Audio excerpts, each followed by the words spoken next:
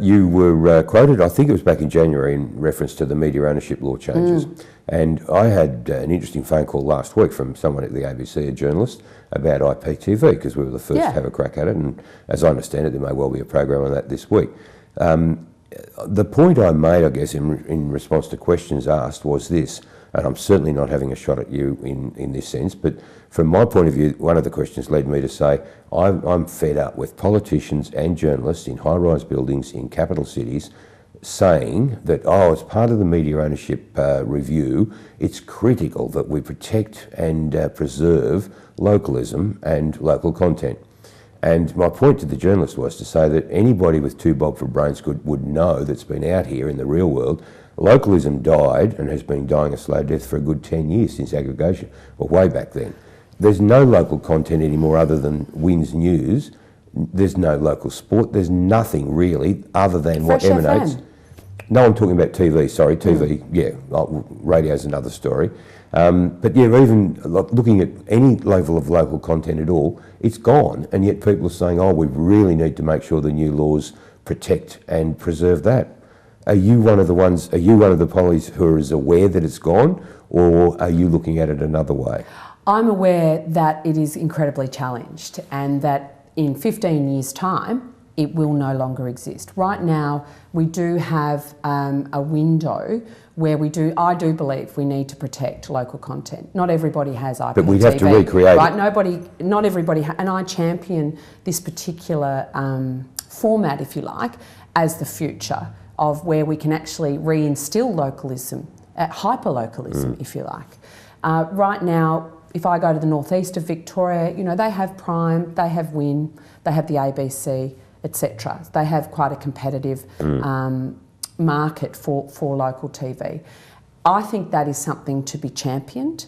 I don't think it should be unsustainable. And what I see is happening is the big networks, such as Channel 9, are live streaming their urban broadcast into our regional communities. So on one hand, they're saying to Win and Prime, you have to pay your licence fees and here's your product and off you go. Yep. And at the same time, they're overlaying that, they're live streaming their content in. So undercutting that product straight away. That's not fair. It's actually unconscionable behaviour as far as I'm concerned. But is it fair Dennis, until we have the digital infrastructure locally, right across regional Australia, where we can all access and participate in the internet environment and the internet media environment, until that day happens, I'm going to stand up and protect local content. I'm going to make sure that local radio, like ABC, fulfills its responsibility to actually broadcast local stories with locally employed producers and broadcasters here in the regions. I'm going to do whatever I can to protect Win and Prime and even Southern Cross for their dodgy, rip and reads that they do, to actually preserve some sort of sense of competitive tension in the provision of local content. So you think that can be done? There will come a day when we will have the infrastructure as regional Australians to fully participate in this internet world. And I think that provides as many opportunities for local content as it does challenges too, if that makes sense. It does make sense, yeah. It's funny, we had Malcolm Turnbull sit where you are as Shadow, when he's in Shadow Communications, and then I heard him, a couple of months later on ABC talking to Fran Kelly, radio it was, ABC Radio, and when the point made was, look, Fran was suggesting that Channel 31s were going to die when they had to go online with, like we are on IPTV, and Turnbull turned around and said, absolutely not, look at the wonderful things Bendigo IPTV are doing in Bendigo. If he knew how we were hemorrhaging here with no help whatsoever from either level, any level of government, at the same time as him and at the time Rudd and Gillard and everyone else flying the flag about we're the innovation nation and the education revolution, I mean, to me it's a load of rubbish, because we've not seen any evidence of that in the face of localism having already disappeared, I would argue. So, yeah, it's a difficult one. Yeah, I think it is. I do think that it's important.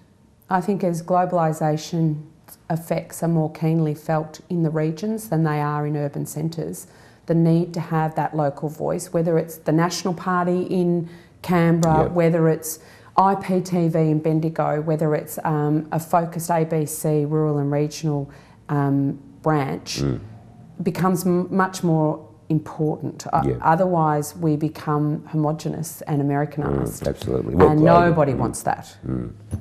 Absolutely, and thank you so much, Senator Bridget McKenzie, for today, taking the time out. You've had a hell of a day, I know. I said to you earlier, you won't have to hit the gym tonight because I know you've been all over town today. So thanks so much. It's been a great day. Well, thanks so much for taking the time to join us today, and all the best meeting and greeting all those new senators you're going to meet in Canberra. It's going to be colourful times. Thanks, Dennis. We'll watch the papers. Ciao. Thank you for joining us today too, and we'll catch you again next week.